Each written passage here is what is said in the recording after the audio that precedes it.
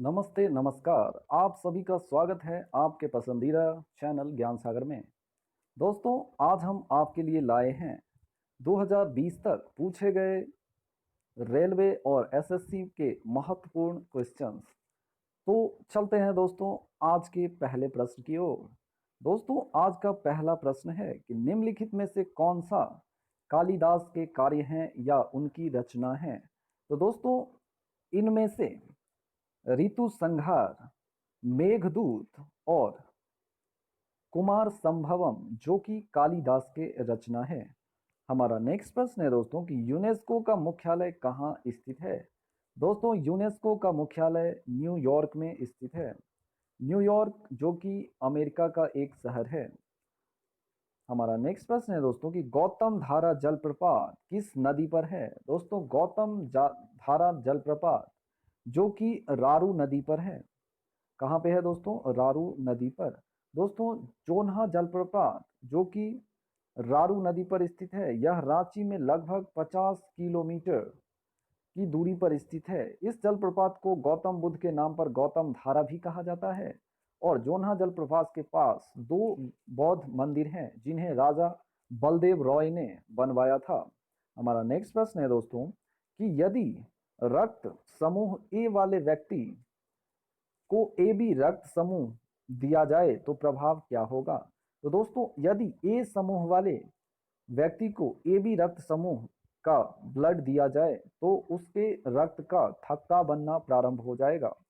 दोस्तों, type A रक्त वाले व्यक्ति को बी तथा ए बी रक्त का आधान होता है जिसमें ए बी ओ की संगति अभिक्रिया होती है। एक एबीओ असंगति अभिक्रिया में इसकी प्रतिरक्षा प्रणाली कई रक्त कोशिकाओं पर हमला करती है और इन्हें नष्ट कर देती है और जिसके कारण थक्के बनने लगते हैं। हमारा नेक्स्ट प्रश्न है दोस्तों कि राजस्थान में एनटीपीसी का अंता पावर संयंत्र किस पर आधारित है। तो दोस्तों, राजस्थान के एनटीपीसी का अंता पावर संयंत्र जो कि गैस पर आधारित है।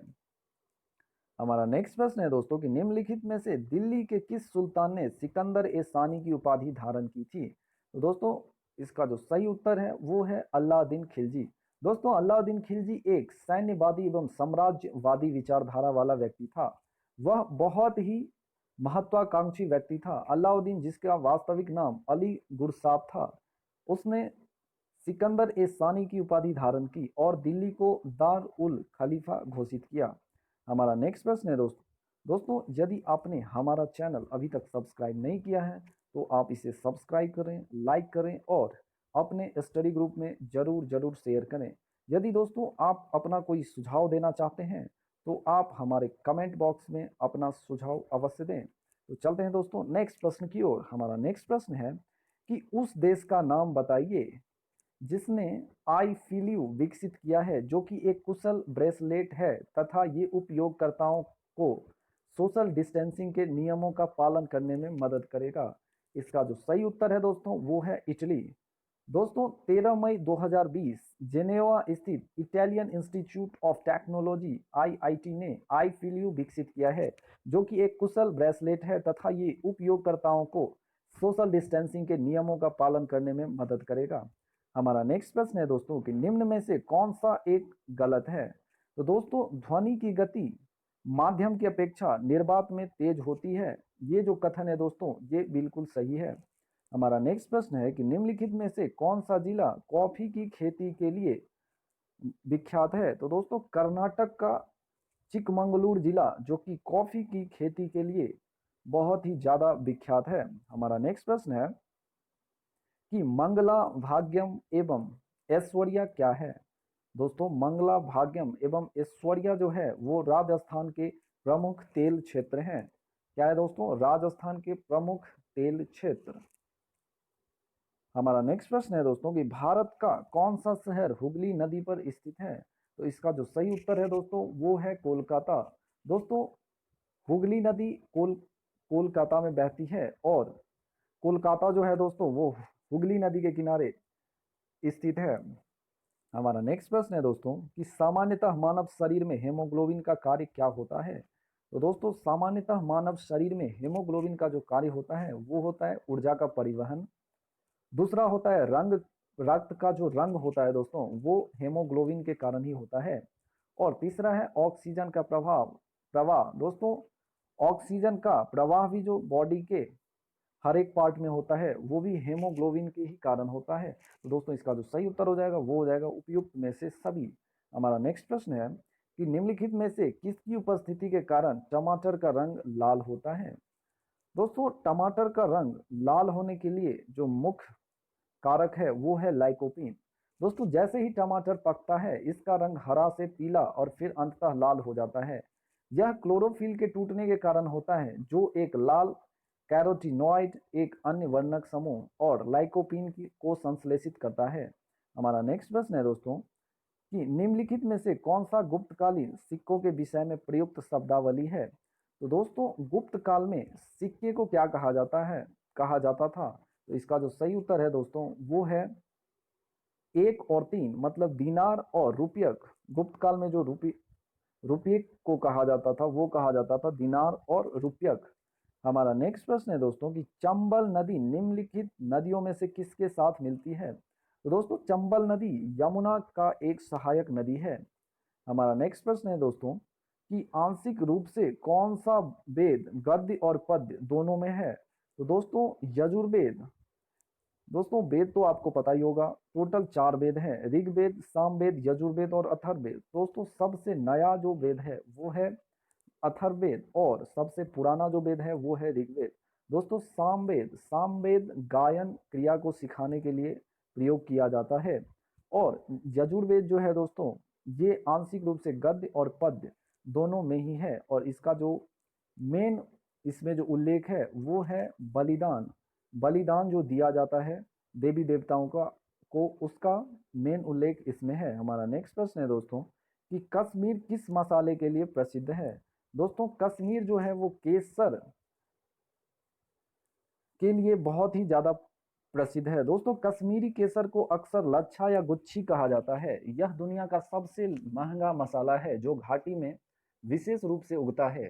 केसर का उपयोग रंग, स्वाद बढ़ाने वाले और मसाले के रूप में किया जा सकता है। हमारा नेक्स्ट प्रश्न है कि निम्न में से कौन सा युग्म सुमेलित नहीं है। तो दोस्तों इसका जो सही उत्तर है वो है रत्नावली। नागानंद जो कि हर्ष के द्वारा लिखा गया है, मुद्रा राक्षस जो कि विशाख दत्त के रूप के द्वारा लिखा गया है, और मृच कटिकम जो कि शूद्रक के द्वारा लिखा गया है। दोस्तों संस्कृत नाटक मृच्छकटिकम शूद्रक के द्वारा लिखा गया था। राजा हर्ष वर्धन द्वारा रचित नागानंद संस्कृत के श्रेष्ठ नाटकों में से एक है।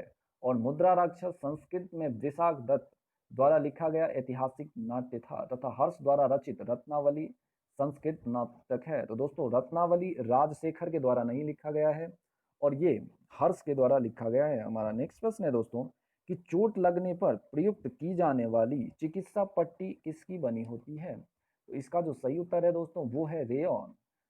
चोट जब लगता है आपके बॉडी में तो उस पे डॉक्टर जब पट्टी लगाता है तो वो किस चीज का बना होता है दोस्तों, तो वो बना होता है रेयॉन का।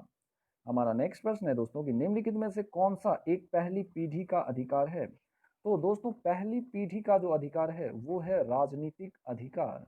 कौन सा अधिकार है दोस्तों, राजनीतिक अधिकार, पॉलिटिकल राइट। हमारा नेक्स्ट प्रश्न है दोस्तों कि पूर्ण प्रतिस्पर्धा बाजार के अंतर्गत एक व्यक्तिगत विक्रेता है। तो दोस्तों पूर्ण प्रतिस्पर्धी बाजार के अंतर्गत एक व्यक्तिगत विक्रेता कौन है, जो मूल्य लेने वाला है। मूल्य लेने वाला ही पूर्ण प्रतिस्पर्धी बाजार के अंतर्गत एक व्यक्तिगत विक्रेता है। हमारा नेक्स्ट प्रश्न है दोस्तों कि लंबे समय में एक प्रतिस्पर्धा फर्म कमा सकता है।